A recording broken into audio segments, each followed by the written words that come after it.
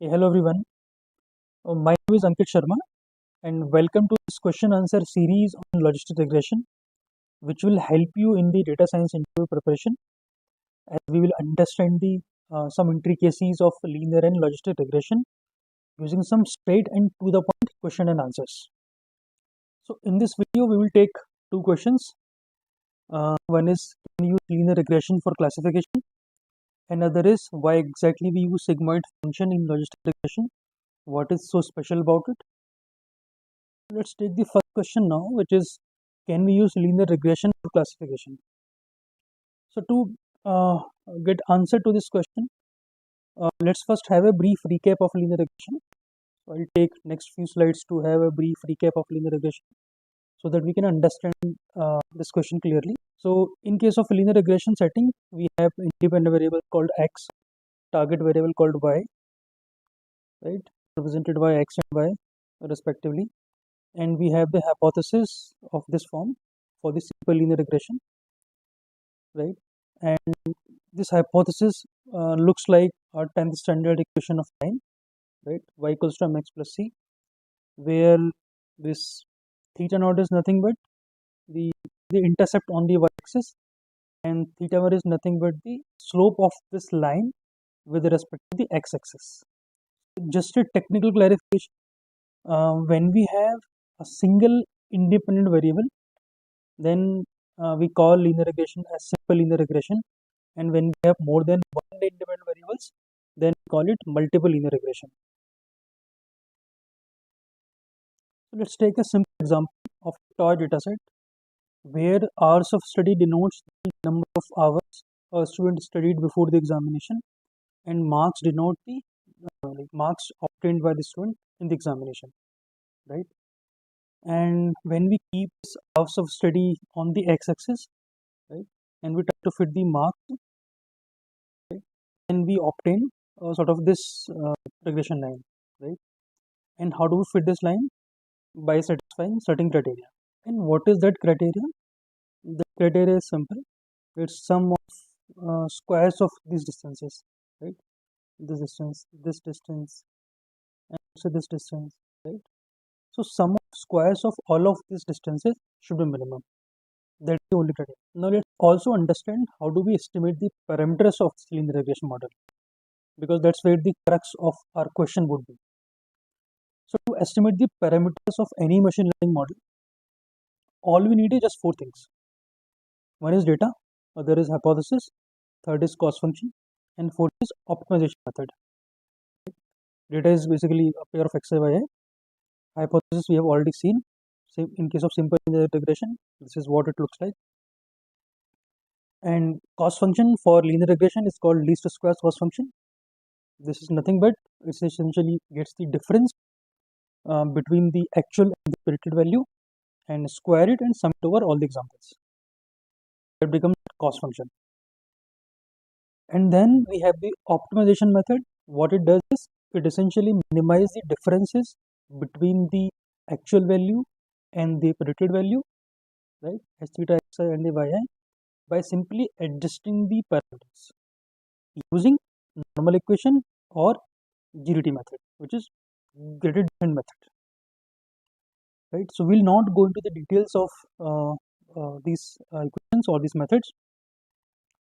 So in a nutshell, optimization method, what it does is it essentially uses the hypothesis and the cost function, right, and passes through the data and try to get the optimal parameters which minimizes the cost.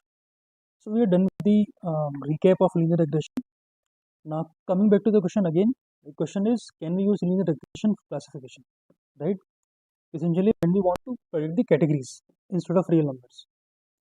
So for example, these use cases like exam result prediction, quiz classification, mid classification, and so on. So we have a classification problem here where basis the hours of study we want to predict whether the student passed or not. So it's a clear classification problem. So can we fit a linear regression model here? Just think about for a minute. So yes, we can definitely fit a linear regression model here, something like this, right? But the next point would be that this is a real line and we want a binary variable here. We want to predict the classes 0 or 1, right? So for that, maybe we can take a threshold somewhere here, let's say at 0.5, and can draw a line here, something like this here. And any value which is above this 0.5, we can classify it into class 1. And for values below 0.5, we can classify into class 0. Right? So that means somewhere this would be the receiving boundary. So all the points, so if we just go by this logic, all of these points would be misclassified, right? Including this one. And all of these points would be correctly classified. This is misclassification. These would also be correctly classified. So it's a bad classifier, but we have got a classifier by using linear regression model. Now someone can argue that this can be the better line than the previous one, because all the green points and red points are on the other sides of this line. So anything above would be in class 1, anything below would be in class 0, right? But this doesn't make sense at all, because essentially you are predicting the same value for each of the x values. For example, if you take, let's say 6, the prediction would be somewhere here, same 0.5 for 8, for 10, for anything, right? So essentially you are not even classifying at all. So for this line, the slope value would be 0, right? And s theta x essentially will turn out to be a simple theta naught, which is this. So this is a useless model. Although we have fit a linear regression model on a classification problem, but there are two major problems with this approach. The first problem is that this output from this model can be anything, right? Because it's a straight line on the real space, so it can give you any value, right? If you can extend this hours of a study up to any value, and it can give you any value on the y-axis. So the output is not limited. For example, this. But what we expect our model, we expect our model to return either the binary output, or let's say multinomial output in case of multi-class classification problem, or this output should be in a fixed range. For example, from A to B, right? 0 to 1 or any range.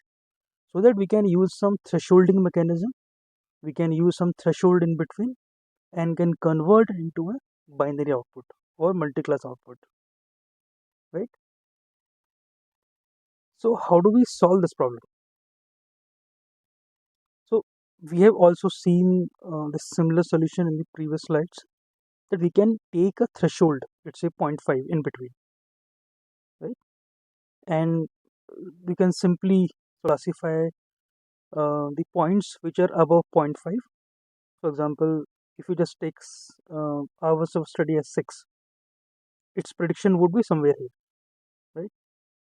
So if we go by this logic, these points would be misclassified, right? For example, this point is a misclassification, because this point belongs to S class, the green space. However, it was predicted to be in the red class, right? Similarly, all of these points would be correctly classified, right? And these points are also correctly classified. And we can sort of calibrate this threshold based on the data. Like we can use some sort of calibration mechanism, right, that can give us the right threshold. So let's say even if we solve the problem 1 by taking a threshold and calibrating it based on the data, but there is a bigger problem, and the problem is that even a single outlier can pretty much break our classifier. How? Let's see this through an illustration. So let's say we have these two classes, green and red, and we have fitted a linear regression model, and we have solved our first problem that we have taken, let's say, 0.5 as a threshold. And if we take this, essentially now we have a right classifier, which is sort of classifying all these points correctly, right? So these points would be in one class and the red point would be in another class. So far it's good, right? Now let's see what happens when we have an outlier. So this is the outlier, and when we try to fit this model now in the presence of this outlier, so in order to adjust or in order to reduce the overall cost, classifier would get tilted towards this outlier, right? And now see what happens now. So on the same threshold 0.5, our decision boundary is this now, right? So essentially all of these points, right, all these right points which were correctly classified earlier, they are now misclassified, right?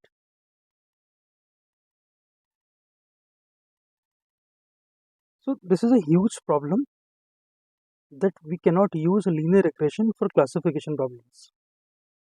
So having said that the outlier is a huge problem, let's try to understand why exactly this outlier is a serious problem with linear regression. So linear regression, we have hypothesis like this, and we have cost function like this, and we have, let's say, this best fit line passing through these points. And when we have the outlier, what happens is when we compute this distance, right, because in case of in this cost function we compute the difference between the actual value and the predicted value. So let's assume this distance was, let's say, uh, 2, and assume this was, let's say, again 2, and assume, let's say, this is 1, right? And as compared to these distances, this distance would be, let's say, 20, right?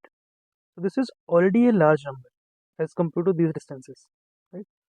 And when we look at this cost function, essentially what we are doing here is we are squaring these distances. That means this would something like 2 square, which is 4, again 4, and plus 1 square is basically 1. And then when we square this number, this 20, this would become 400, right? That means this distance would contribute heavily towards the overall cost. So now, to reduce this overall cost, the optimization algorithm will try to tilt this model towards the outlier, and that's where the problem is. So what's the takeaway? The takeaway is that this least squares is not a suitable cost function for logistic regression, right? And that's why we modify the hypothesis as well as cost function for logistic regression. So I hope it would be clear now that we cannot use linear regression for classification because of primarily two reasons. One is the output is not limited, and other is the issue of the outliers, because a single outlier can easily break the classifier. So these problems are there because of two reasons: because the way we have constructed the hypothesis and our cost function. So to avoid these problems uh, for the classification, we tweak both of this and we create a logistic regression, right? Now let's move on to the next question, which is like, why do we use sigmoid function in logistic regression? And that would also sort of relate to our problems what just discussed in the first question. So while answering the first question, we saw two problems in using linear regression for classification. So let's try a piecewise hypothesis function which is defined like this. So that is, when our x value is less than p, which is this range, right? Then our hypothesis outputs the value 0, right? And when we have the x value between p and q, which is this range, right, from here till here, right, this range, then we have a defined function like this, like our previous hypothesis. And when the x value is more than q, basically this range, then our hypothesis outputs value 1, right? So this has addressed both of the issues, right? Our output is bounded between 0 and 1. The minimum value is 0, maximum value is 1, and seems like the model is also not susceptible to the outliers now, because we have p cut point here and q cut point here. So outlier would always be in this range, like less than p range, or let's say more than q range, right? And in both of these ranges, our output is always constant. If it is less than p, our output is 0. If it is more than q, the output is 1. But still, there are many issues with this approach. The first issue is that our hypothesis function becomes discontinuous at these points. Hence, the cost function becomes non-differentiable, and that creates a problem in the computation. So essentially, we cannot reliably use the gradient descent method to obtain the parameters. But that is the computational issue. The second issue is that we also need to tune these parameters p and q. And the other problem is, although we have addressed the outlier issue, but we are essentially treating all the points which are falling on this range, on this straight lines, right? We are treating all of these points with equal importance. That means we have lost the relative importance of the points which are falling on this range. Ideally, we don't want our model to lose the sense of the outliers completely. All we want is that it just shouldn't get impacted very significantly by the outliers. So this piecewise hypothesis function will not do the job pretty well. So in the attempt to address the issues we have seen so far, we eventually end up with a very similar function to this piecewise function, and this function is called sigmoid function, which is defined here. Now let's see how this sigmoid function has addressed both of the issues. The first issue was that we wanted our output to be in a fixed range, and we can see in this case that the maximum value is 1, right, and minimum value is 0. Hence it is constrained in the range 0 to 1, and in fact, because this is in 0 to 1 range, these values can be interpreted as the standard probability values. The second issue was of the outliers. So now, if so, basically the outliers would be, let's say, in this range, right? It can be in this range, or let's say towards this range.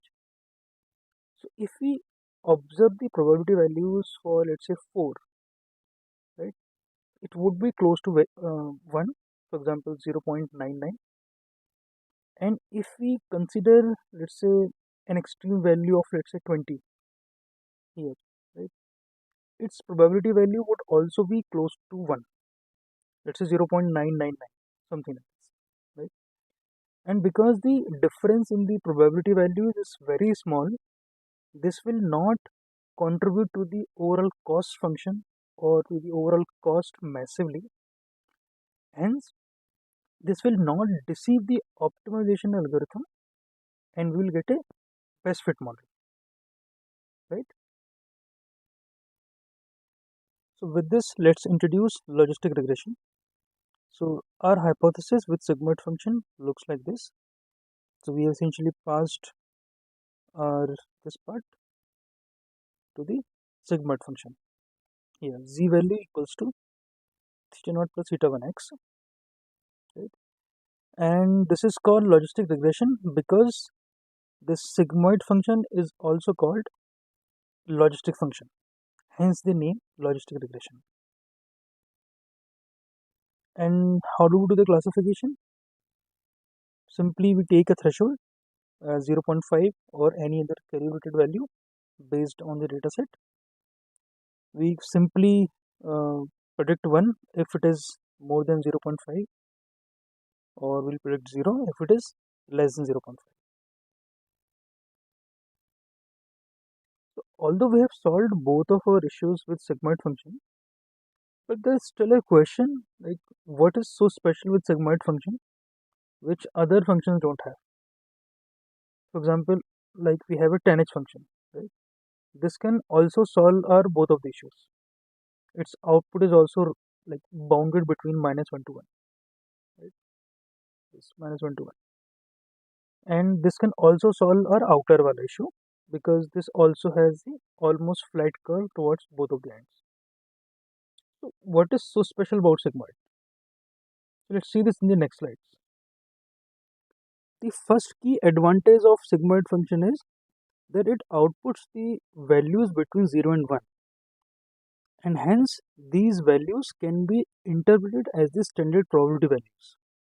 That means when we are getting the probability value of from this sigmoid function, essentially we can treat that as the probability of a point belonging to a particular class, right? The second advantage is that it can solve the outlier problem pretty well. We have already seen this in the previous slide. And the third advantage is that its derivative is super easy. We can even write its derivative in the form of sigmoid itself, right? And it's a huge computational advantage. We can simply compute this sigma z once and can subtract it from 1 and can simply multiply it and we'll get the derivative of sigma z, right? And it's a huge computational advantage. So the other advantage is that the easy functional form of the sigmoid helps in easy interpretation of the coefficients. So we can rewrite this functional form into this form, and this is called log odds form because this is log odds. So from here we can even see the significance of the theta values. For example, if I make small change in x, the log odds would change by a certain amount, which would be decided by the theta 1 value, right? So this is a huge advantage in terms of like explaining the coefficients of the business stakeholders. So if this the transition from this form to this form, if it is not clear, I have given it into the next slide. So now we have answered both the questions. Let's have a quick summary of both of these questions. The first question was, can we use linear regression for classification? The answer is no, because of two issues. And the other question was, why do we use sigmoid function in logistic regression? What is so special about it? The answer is because it addresses these two issues. Other is it has some computational advantage and it also helps in coefficient interpretation. Right? So that's a wrap for this video. Thanks for watching, and I hope it would have given you better understanding around linear and logistic regression. And please subscribe to the channel if you want to learn data science via these direct and to the point question answer based format. Thank you again, and I'll see you in the next video.